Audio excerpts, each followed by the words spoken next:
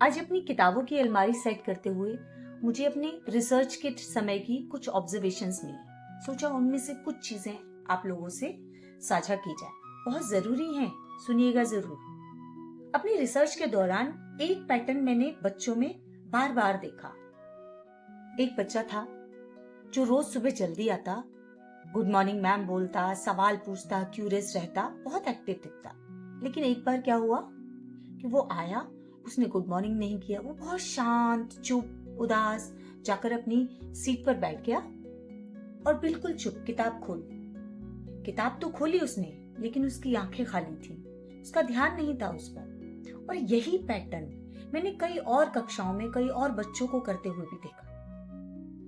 हम बड़े अक्सर एक गलती कर देते हैं। हम सोचते हैं कि बच्चे का मूड ऑफ होगा, थोड़ी बहुत देर में ठीक हो जाएगा, खाएगा, खाना पिएगा, बात करेगा, ठीक हो जाएगा।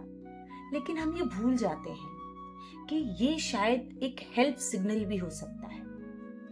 उसके अंदर का शोर होगा जिसे हम इग्नोर कर देते हैं। हम चाहे माता पिता हैं, शिक्षक हैं या गार्जियन हैं, हमें ये समझना होगा कि बच्चे के व्यवहार में आए ये बदलाव कहीं किसी परेशानी का सिग्नल तो नहीं है, जिसे हमें समझना, समय पर समझना जरूरी है। हर बार बच्चा बोलकर नहीं बताएगा कि उसको ये समस्या है। उसकी आवाज, उसकी आंखें, उसकी टोन, उसका जेस्चर हमें समझना होगा, महसूस करना होगा।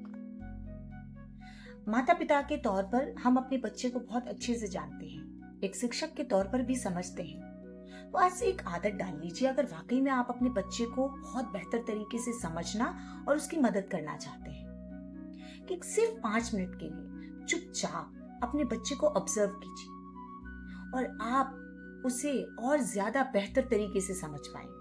अगर उसके व्यवहार में कोई बदलाव होगा तो उसको आप समझ पाएंगे और उसके अनुसार उसकी मदद, उसमें सुधार आप संभव कर पाएंगे। धन्यवाद।